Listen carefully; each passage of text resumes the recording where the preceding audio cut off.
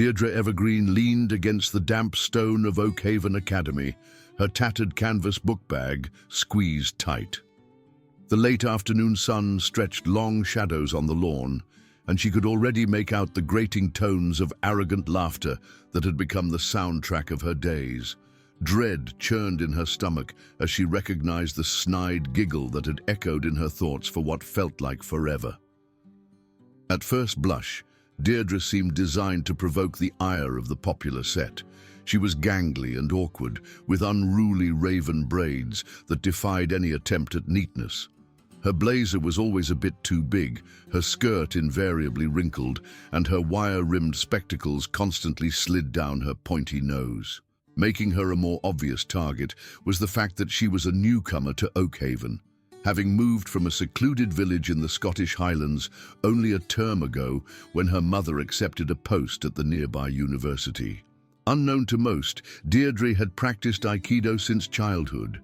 Her mother, a former police officer, had trained her in everything from wrist locks to throws and pressure points.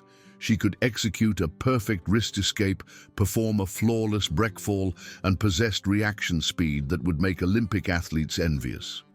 But her mother had instilled one principle in her from day one: only use your skills when someone is in imminent danger. Physical force was always the last resort, and she had promised to never initiate aggression. The trio approaching her now had been tormenting her since her very first day at Oakhaven. Leading the charge was Julian Hawthorne, the quintessential school celebrity with impeccably coiffed brown hair, bespoke tailoring, and a charming smile that could melt headmasters but hid a core of pure malice. His lieutenant was Ethan Blackwood, a burly rugby player whose sole purpose seemed to be amplifying Julian's jokes and bullying anyone Julian targeted. The third member was Bethany Sterling, a netball captain whose beauty was only surpassed by her poisonous gossip and capacity to spread rumors faster than a virus. "Well, well, well," Julian drawled, his voice dripping with false sweetness. "If it isn't our favorite hill child. Nice skirt, Deirdre. Did you salvage it from a charity shop bargain bin?" Deirdre's hand instinctively went to her uniform skirt, a plain grey garment that was part of Oakhaven's strict dress code. It wasn't fancy, but it was clean and pressed. She had spent hours learning to mend and maintain it, determined to fit in at her new school. "Just leave me be, Julian," she murmured, her voice barely audible. "I'm not bothering anyone." Ethan moved closer, his size casting a shadow over her. "Oh, but you are annoying us, freak. Your mere presence annoys us. Doesn't it, Bethany?" Bethany tossed her perfectly styled blonde locks and studied her freshly painted nails with exaggerated boredom. "Totally. I mean, look at those glasses. They're so thick I bet she can see through walls." "Hey, Deirdre, can you see yourself ever getting invited to a party? Because I'm not forecasting that happening anytime soon." The three of them exploded with laughter, and Deirdre felt her cheeks flush with humiliation. Students passing by either pretended not to notice or paused to observe the spectacle with morbid fascination. She noticed Mrs. Abernathy, her English teacher, walking toward the staff room, but she pointedly looked away when she saw what was happening. "Just let me go," Deirdre repeated, attempting to step around them, but Ethan blocked her way. "Where do you think you're going, Highlands?" Julian snatched her book bag and wrenched it off her shoulder, causing her to stumble. "What's in here? Fan mail from your imaginary sheep?" Before Deirdre could protest, Julian had unzipped her bag and emptied its contents onto the paving stones. Her textbooks, notebooks, and meticulously organized stationery scattered across the ground. Her protractor snapped against the concrete, and loose pages danced in the afternoon breeze. "Whoops," Julian said with mock surprise. "How clumsy of me." Deirdre knelt down, frantically trying to gather her belongings while holding back tears. Her hands trembled as she reached for her broken protractor, knowing her mother would be upset that she hadn't looked after her things better. As she hurried to collect her scattered papers, she felt something icy and sticky trickle down her hair. "Oh dear," Bethany said in a voice dripping with false concern. I accidentally spilled my fizzy drink. I'm so sorry, Deirdre. I hope it doesn't ruin your awful hair. The cola was still cold, and Deirdre gasped as it ran through her braids. The brown liquid spread across her scalp, creating a sticky mess that would be impossible to hide. She could smell the artificial sweetener as it dripped down her neck, and she knew she would have to walk around school for the rest of the day smelling like Bethany's cheap soda. "You're pathetic," Ethan sneered, looming over her as she continued to gather her things. "Look at you, crawling around on the ground like a rat. Maybe that's what you are, just a mangy rodent from the back of beyond." Deirdre's Aikido training had taught her to regulate her breathing and maintain composure under pressure, but she could feel her control faltering. Every instinct screamed at her to leap up and demonstrate to these bullies exactly what she was capable of, but her mother's words echoed in her mind. "Physical force is never the answer, Deirdre. Walk away. There's always a better solution." She finished gathering her belongings and stood up slowly, her cola-soaked hair clinging to her neck. "I need to get to class," she said, her voice steady despite the turmoil within her. "Oh, but we're not finished with you yet," Julian said, obstructing her path once more. "See, we've been thinking, and we've decided that Oakhaven would be a much nicer place without certain elements. Wouldn't you agree, guys?" "Absolutely," Bethany chimed in. "I mean, some people just don't fit in here. They bring down the tone, if you catch my drift." Ethan cracked his knuckles menacingly. "Maybe we should assist her in finding a new school, one that's more suited to her kind." Deirdre's mind raced. She could easily subdue all three of them in under a minute, but doing so would mean breaking her promise to her mother and potentially being expelled from yet another school. She had already been forced to leave her old school in the Highlands after her mother lost her previous job, and she couldn't bear the thought of disappointing her again. "Please," she pleaded, hating how weak her voice sounded. "I just want to go to class." "Oh," she said, "please," Julian mocked. "How sweet. But I think you need to learn some respect first. At Oakhaven, we have certain traditions, and you're not upholding them." Before Deirdre could react, Julian grabbed the pendant she always wore around her neck. It was a gift from her grandmother, a small silver charm in the shape of a thistle. "What's this?" Julian asked, examining the charm with disdain. "Some kind of lucky charm? Did it work? Because you are not having any luck here at Oakhaven." "Give it back, Julian," Deirdre said, her voice shaking. "It means a lot to me." "Or what?" Ethan laughed. "What are you going to do, Four Eyes? Cast a spell on us? Go ahead. See how much the teachers care about some nobody from the middle of nowhere."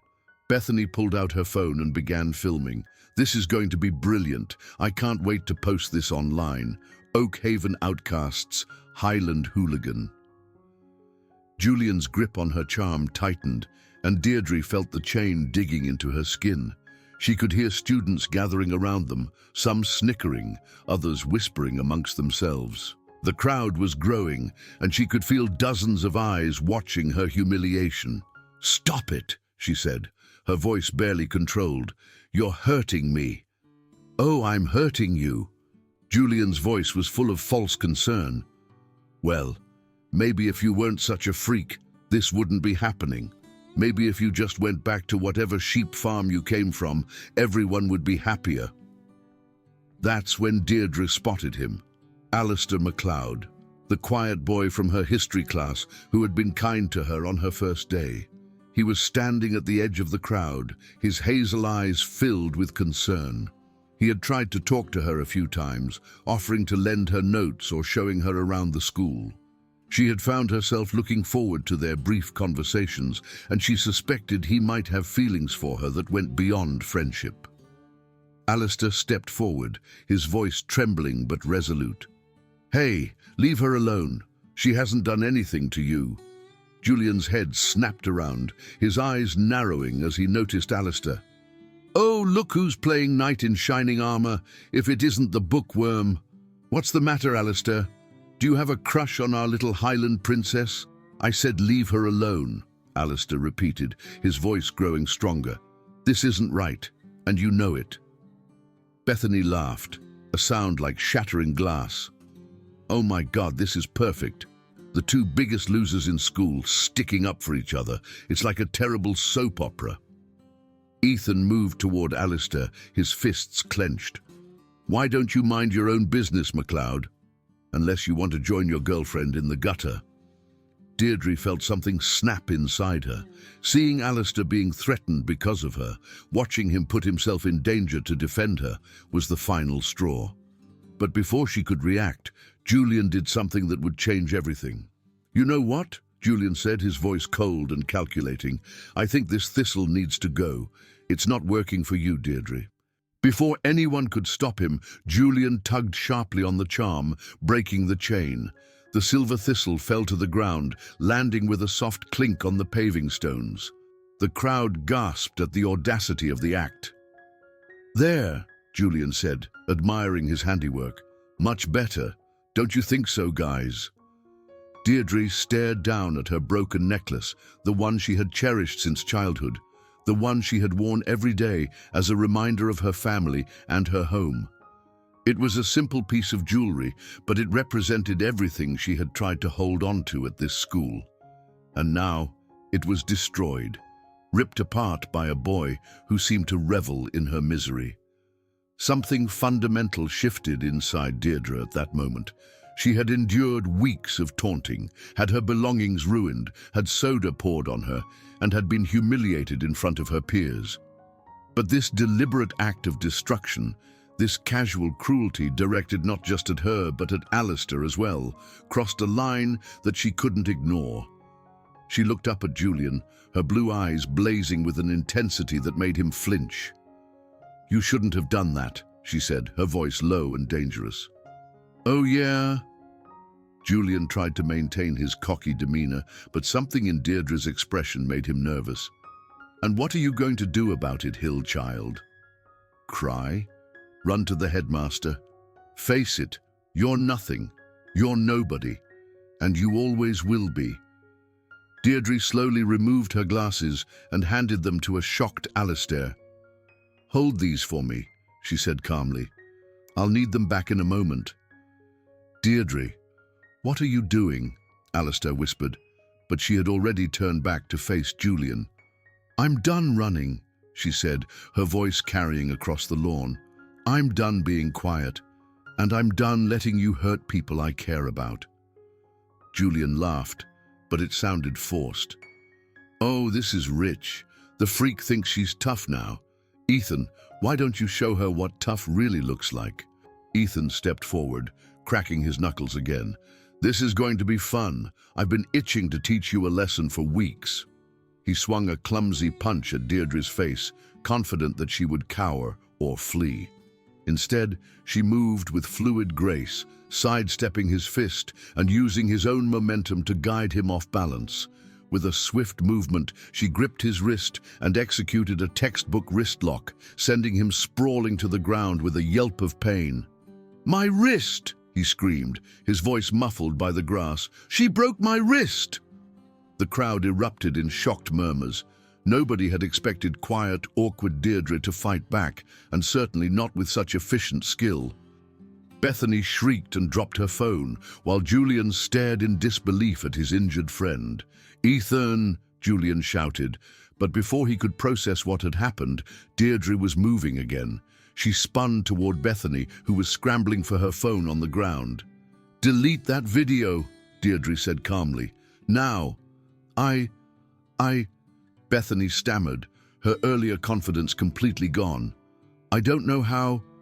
I said delete it, Deirdre repeated, her voice carrying a quiet authority that made Bethany's hands tremble.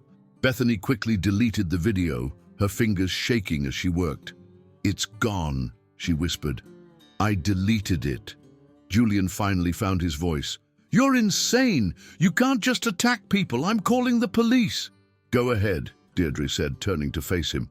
Tell them how you destroyed my property, how you've been harassing me for weeks, how you threatened my friend. I'm sure they'll be very interested in your side of the story. Julian's face flushed red with anger and embarrassment. He had been humiliated by the girl he had tormented for weeks and in front of the entire school.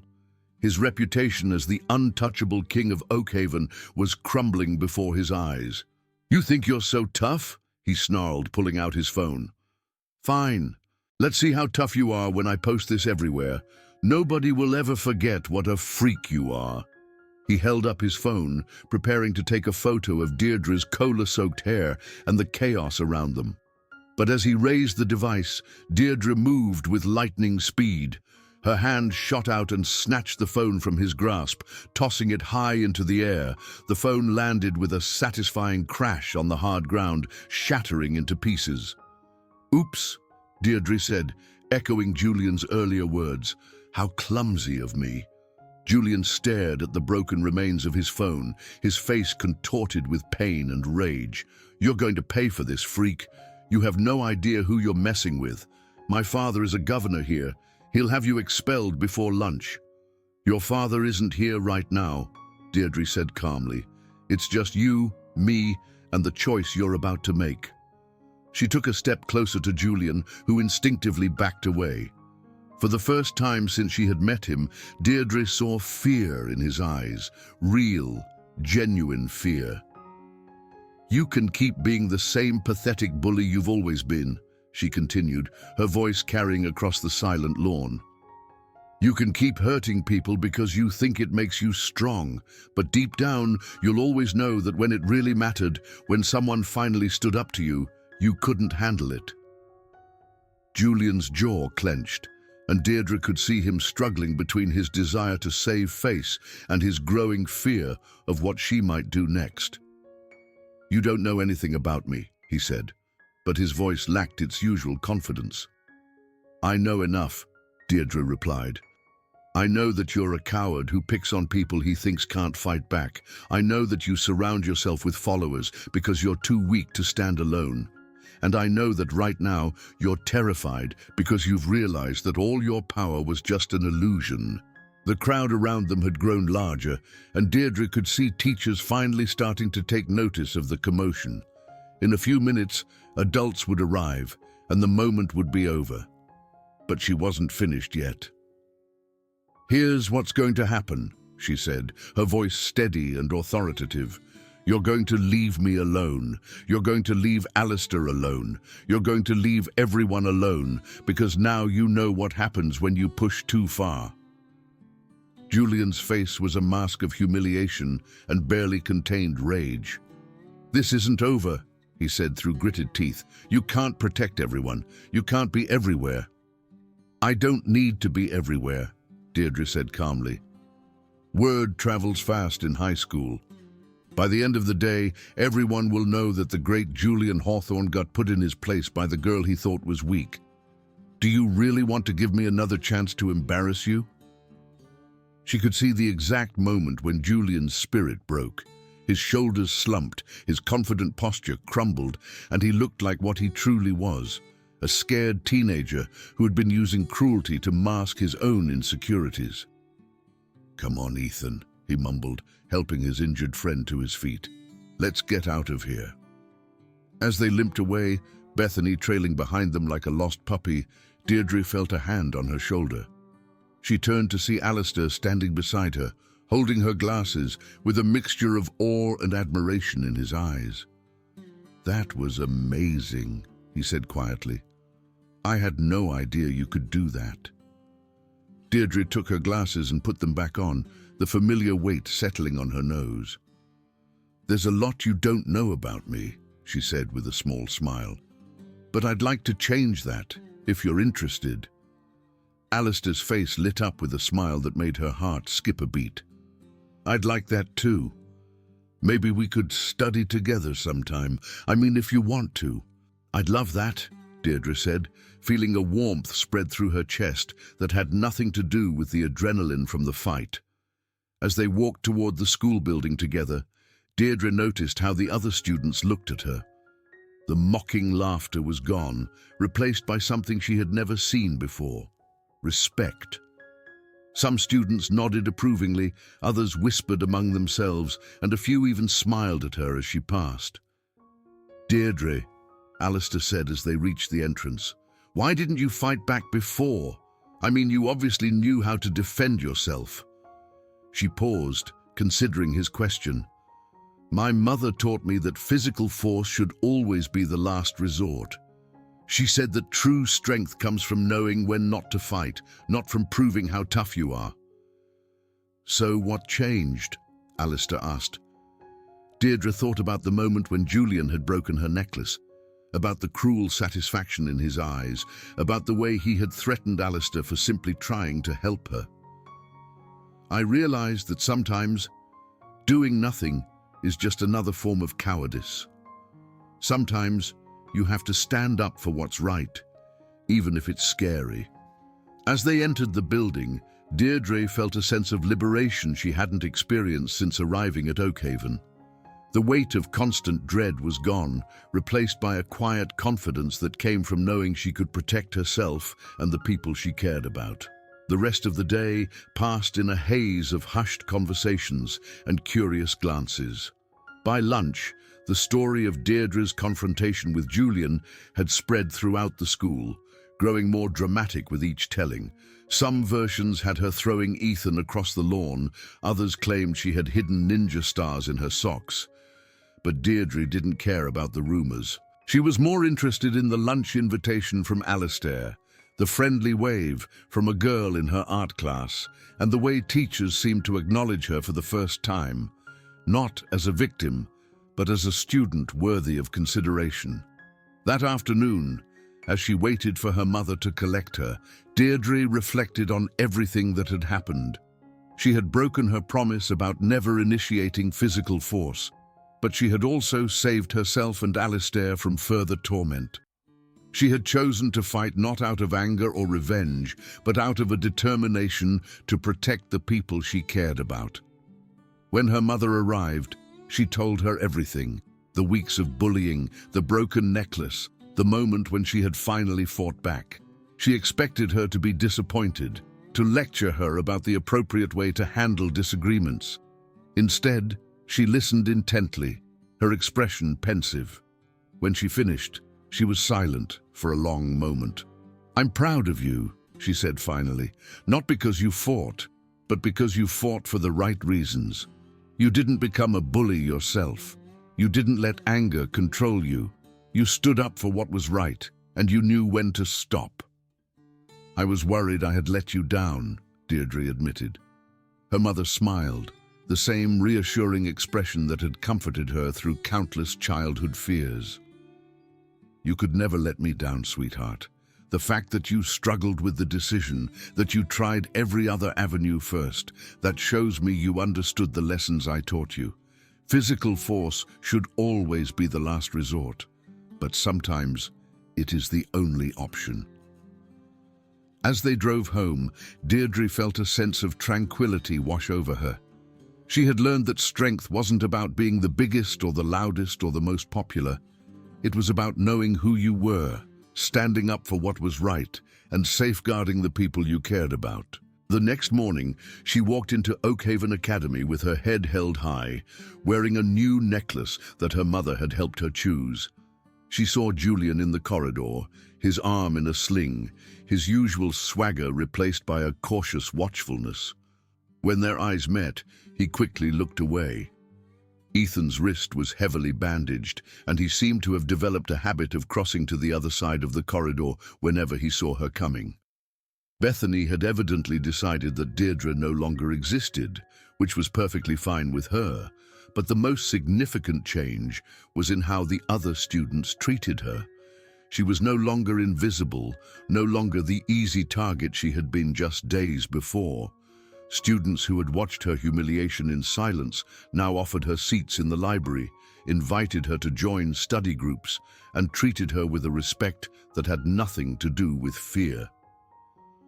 3 weeks later, as Deirdre sat in the school library working on a chemistry assignment with Alistair, she realized that she had found something she had never expected to find at Oakhaven, a place where she belonged. Not because she had fought her way into acceptance, but because she had finally shown the world who she really was. The quiet girl from the Highlands was gone, replaced by someone stronger, more self-assured, and more certain of her place in the world.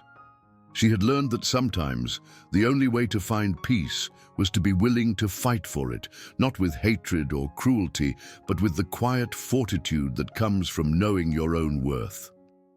And as Alistair smiled at her across the table, his eyes bright with admiration and affection, Deirdre knew that her mother had been right all along.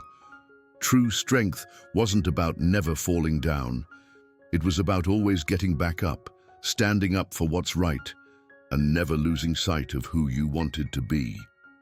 Character count equals 23,148.